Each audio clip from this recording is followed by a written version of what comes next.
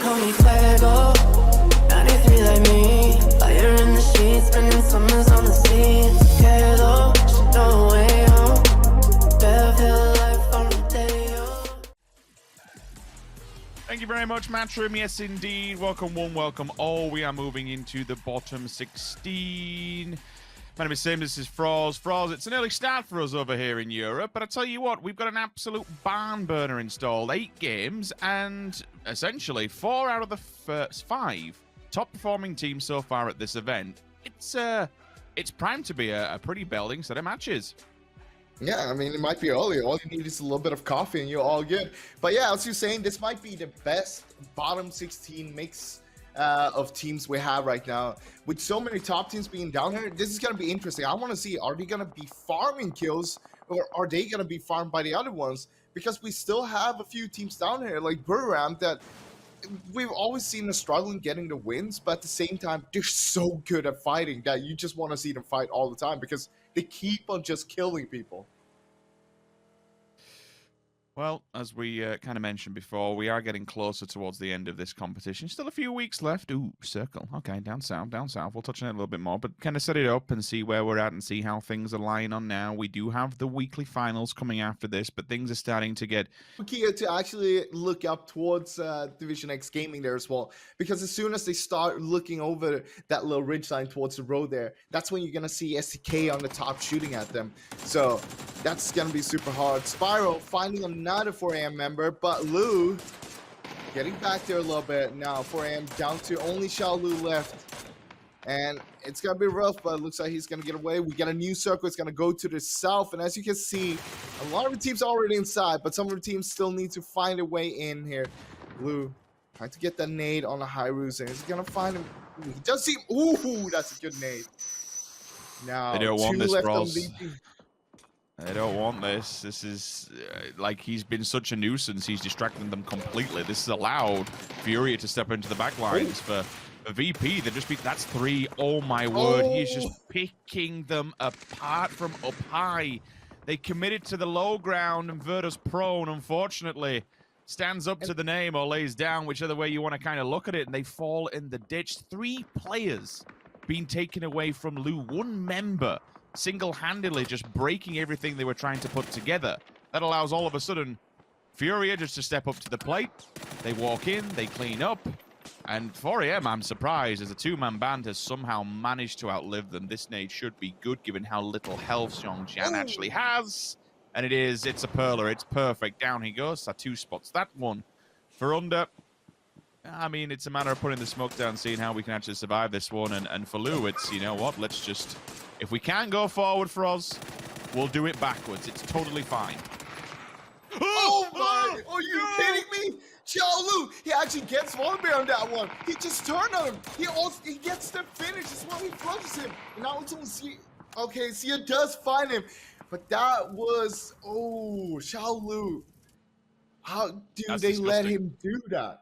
How? That's actually disgusting. Holy... What a turn that was. Very little HP as well. That is why 4AM, that is why Xiao Lu is one of the best in the game. He showed us that, that's for sure. Not only did he manage to take out VP, of course, with a little bit of help of Furia, but he also managed to get away from that fight and then take another point out there to the team. And they go out, sure, on a 10th place, but they did get 5 kills overall. So not a bad start for 4AM at all. No, not when you think that they lost 2 off the back. I mean, it's kind of wild to think that it was actually VP who did the dirty to them and then turn around and they get revenge like that. They actually removed more from VP than what they did in the previous at the initial compound that they spotted. So, rather unfortunate spot for VP. Puts them essentially at the mercy of 4AM from up high. See, damage has been done to Purdy Curdy. That's going to be the Molotovs, and he's very weakened as well. So second one might spell disaster, especially if he's going and trying to commit the hard res. You can't see these molars in smoke, so you're going to have to be super, super careful. For now, Halo's actually managing to avoid the fire. Pure Boy is giving away his position, and I'm assuming someone eventually will be making it, but just as I look at that map instantly, everyone is just magnetizing towards the north. FaZe are going in for this. They want the clean and sweep. Like, for one team, there's potential to get so many frag points here. Everybody is just kicking the living hell out of one another towards the northern side of the map, and FaZe is just slowly encroaching on their position.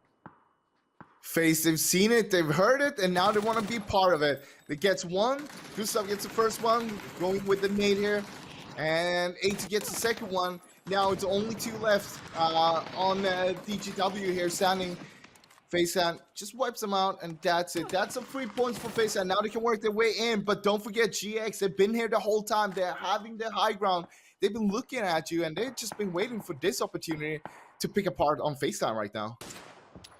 Yeah, 7 frags is a cracking way to start, especially when you got 4 alive. I mean, look at the disparity in the top. It's DGW, they're the only ones that are out fragging them at the moment, but they're all dead.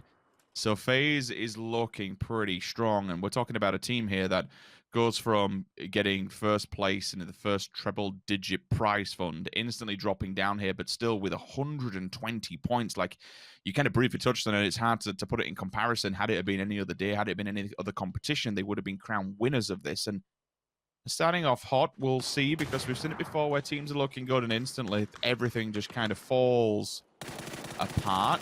I don't think FaZe are going to let this one go, especially with the amount of room they have. For now, we'll focus on this fight, though. STK is back to a full 4-man band. PGI.S finally. Silence for all but a moment. Sylphia, I've seen a couple of headshots come out the K9 in the kill feed. We'll see if any of them can ring true within the small group that is up together. Don't give him that line of sight, because if he gets it, it's really going to hurt. But it's actually Satu. Left-hand side across the road that will do the damage. I didn't realize as well, Froz, and something to make note of, Indigo still has to show his hand here, and E36 could be the one that feel the full force once he reveals himself from the shadows behind them down the road. Sylphia still trying to find that knock. And again, we've spoken about how bold actions can be valuable, but the time limitations on them is there, and this time it hasn't come through. Indigo finally working his way in there. Tunnel vision on this fight, and rightfully so, Froz. He really could be dagger in the back. Well, Indigo is just going to wait for the right moment.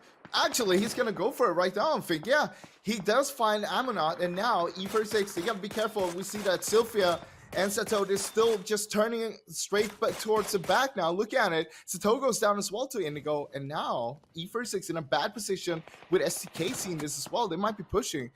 But no, Indigo goes out to Gustav, actually. But look at the map. GX, they've spotted this, they've heard this, and they want to be part of it now. They are looking to find themselves into a better position. And E46, they were just 4 players up. Now they're down to 2 and in a bad position as well. Playing in the low ground there, being basically pinched by all the other teams right now. A bit of a domino effect, unfortunately, for STK there. Sylphia comes in with a bolt action, 1 player knocks, and then all of a sudden it's time for them to push. Indigo then says, you know what, everyone's getting involved. Let's also get involved. Flashbangs are well and truly in abundance. STK are just dabbing at the moment, completely wiping their brows, and same goes for Sylphia on the opposing side, but it's Leo from up high.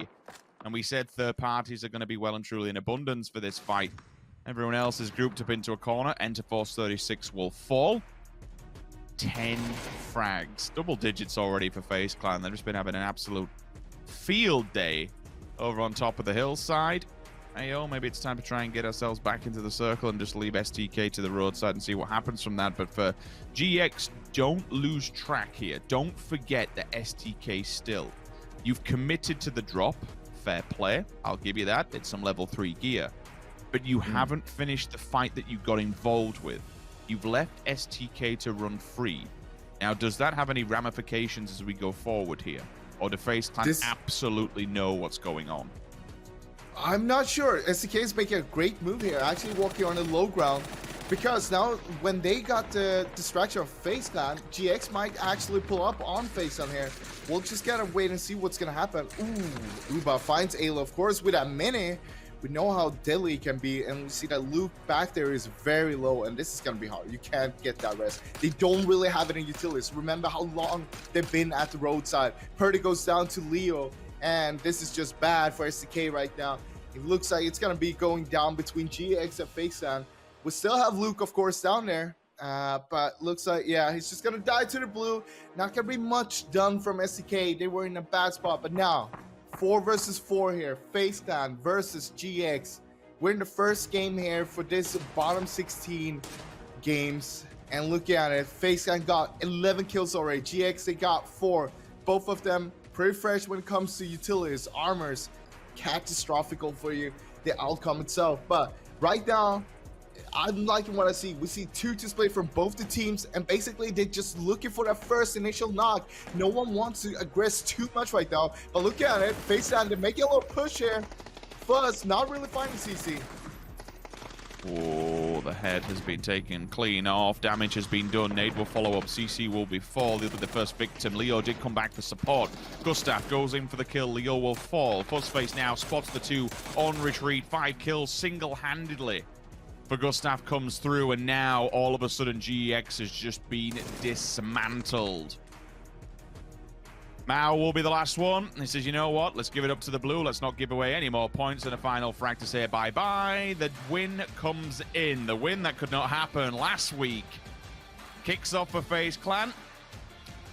And I've got to say, Froz, like this team, it's clinical. It's so clean every time. I know every team can have its bad games throughout PUBG, but when you watch FaZe's good games, it's just so crisp.